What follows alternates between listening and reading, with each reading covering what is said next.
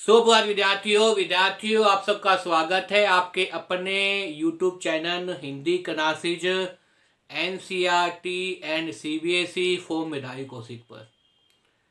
विद्यार्थियों, जैसा कि आपको पता है, व्याकरण का एक बहुत ही महत्वपूर्ण प्रकरण कौन सा भाई? अलंकार व अलंकार के भेद। इससे पहले जो वीडियो अपलोड की थी उसमें बताया गया था कि अलंकार की परिभाषा क्या है। मुझे पूरी उम्मीद है विद्यार्थियों, जिन भी विद्यार्थियों ने उस वीडियो को देखा होगा वो अलंकार की भाषा याद कर चुके होंगे।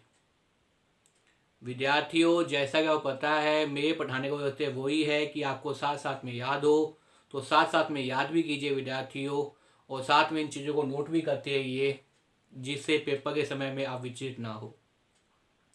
आज इस वीडियो में बताऊंगा विद्यार्थियों कि वास्तव में अलंकार के भेद कितने होते हैं, किस आधार पर अलंकार के भेद किए जाते हैं, और आपको साथ साथ में अलंकार के भेद भी याद कराने का प्रयास होगा विद्यार्थियों, अगर मेरे द्वारा बनाई वीडियो को पसंद आए तो इसे खूब लाइक कीजिए, कमेंट कीजिए और शेयर कीजिए विद्यार्थियों। इसके साथ ही अगर आप चैनल पर नए हो तो चैनल को सब्सक्राइब कर लीजिए, पास में बेल आइकन दबा दीजिए ताकि तुरंत जो है वो आप पर नोटिफिकेशन मिल जाए, क्योंकि मुझे जैसे ही समय मिलता है वैसे मैं वीडियो अपलोड कर देता हूँ विद्यार्थियों। और मेरा उद्देश्य यही है कि आपको साथ साथ में याद हो, और जो भी विद्यार्थी मेरे द्वारा तैयार की वीडियो देखे उनके कभी भी व्याकरण संबंधित पर संकल्प न हो। तो देखिए विद्यार्थियों, आज मैं बताऊंगा अलंकार के भेद। आज का जो टॉपिक वो क्या है विद्यार्थियों? अलंकार के भेद। कौन सा है? अलंकार के भेद।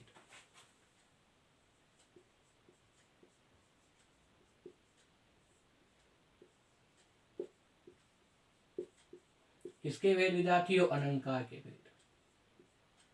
देखिए, अलंकार मैंने कल बताया था आपके सामने, अनम परस्कार बोलते हैं। अनम का मतलब होता है शोभा कह दीजिए, चमक का कह दीजिए, विशेषता कह दीजिए। का मतलब होता है प्रदान करना, देना। काव्य में शोभा प्रदान करने वाले तत्वों को अलंकार कहते हैं। ये सीधी सी परिभाषा है, याद कर लीजिए। काव्य में शोभा प्रदान करने वाले तत्वों को अलंकार कहते हैं। क्या कहते हैं विद्यार्थियों? अलंकार कहते हैं। अब देखिए, कवि कविता लिख देगा, कवि कविता लिखने के बाद में उस कविता में अलंकार का प्रयोग कर सकता है, उस कविता में छंद का प्रयोग कर सकता है, उस कविता में शब्द शक्ति का प्रयोग कर सकता है, उस कविता में जो है वो आपके सामने भाषा शैली का प्रयोग कर सकता है, उस कविता में नाद सौंदर्य का प्रयोग कर सकता है, उस कविता में भाव सौंदर्य का प्रयोग कर सकता है। ये कवि की स्वेच्छा पे है विद्यार्थियों। इन सब चीजों का प्रयोग जो करता है वो इसलिए करता है विद्यार्थियों ताकि कविता बहुत अच्छी बने, कविता को सजाने का काम करता है। जैसे हम क्या होते हैं वैसे ही कविता को सजाया जाता है। अब देखिए विद्यार्थियों, सजाने के काम के अंदर वो सजाने का काम कहाँ कर सकता है विद्यार्थियों? वो सजाने का काम जो है वो तीन प्रकार से कर सकता है। या तो वो किस में करेगा? शब्दों के अंदर, जो कविता के शब्द है। काव्य का मतलब कविता से लूंगा, कविता का मतलब क्या है? कविता के जो शब्द है। या तो वो कविता के शब्दों के अंदर क्या करेगा? वो चमत्कार, वो विशेषता उत्पन्न करेगा, या वो शब्दों के अर्थ में, मतलब जो पद्यांश का अर्थ हम देखते हैं उसमें, या वो शब्दों के अंदर भी कर सकता है और अर्थ में कर सकता है।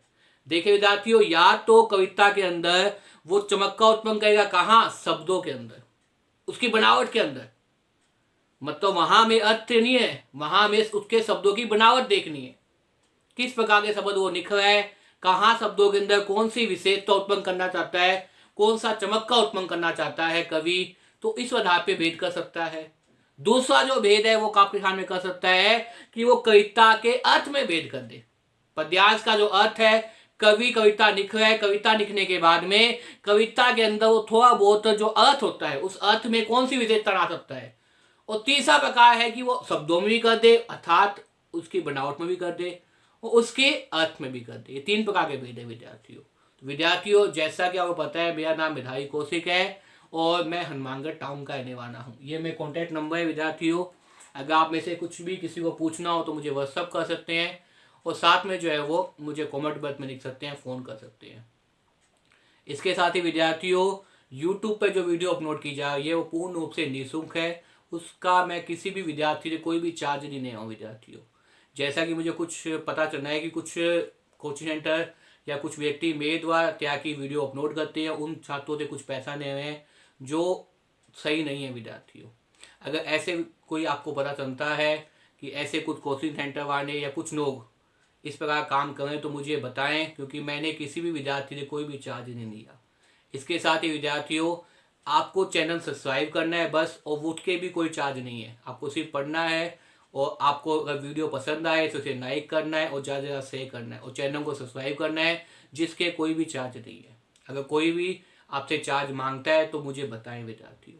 तो देखिए विद्यार्थियों, अनंका के भेद आप देखिए। अनंका के भेद मैंने बताया, अनंका के भेद कितने प्रकार के होते हैं विद्यार्थियों?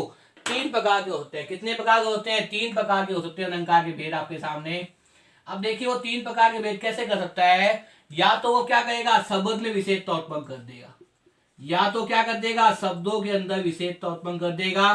तो हम क्या बोल देंगे, शब्दालंकार। क्या बोल देंगे विद्यार्थियों, शब्दालंकार। या वो शब्द की बजाय क्या करेगा, अर्थ में कर देगा, तो हम क्या बोल देंगे, अर्थालंकार। क्या बोल देंगे विद्यार्थियों, अर्थालंकार। और तीसरा जो भेद है अलंकार का, जो तीसरा जो भेद है अलंकार का, वो आपके सामने इस प्रकार से होगा। या वो क्या कहेगा, शब्द में भी कर सकता है, अर्थ में भी कर सकता है, तो उसे हम क्या बोलेंगे, उभयालंकार। देखिए अगर वो शब्द में चमक का उत्पन्न करता है, यहां का मतलब क्या है, अगर वो चमक का कहां उत्पन्न कर दे, चमक का कह दिए, विशेषता कह दिए, चमक का शब्द में उत्पन्न कर दे, चमक का शब्द में उत्पन्न कर दे। या वो कह सकता है चमक का कहां उत्पन्न कर दे, अर्थ में उत्पन्न कर दे। चमक का कह दीजिए, विशेषता कह दीजिए, अर्थ में उत्पन्न कर दे। तो कौन सा हो जाएगा आपके सामने, अर्थालंकार। या वो उभयालंकार, मतलब क्या, उभय, उभय का मतलब क्या है, दोनों जगह, अर्थ में भी और शब्द में भी। कहीं कहीं तो शब्द में और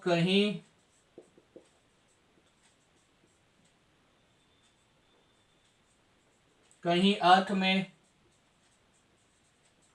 चमत्कार उत्पन्न कर दे।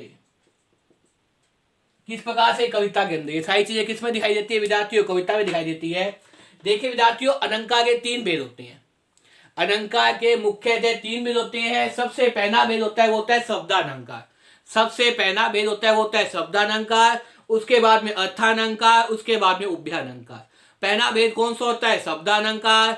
दूसरा होता है आपके सामने अर्थालंकार। तीसरा होता है उभयालंकार। शब्दालंकार, अर्थालंकार और उभयालंकार। शब्दालंकार, अर्थालंकार और उभयालंकार। अब देखिए विद्यार्थियों,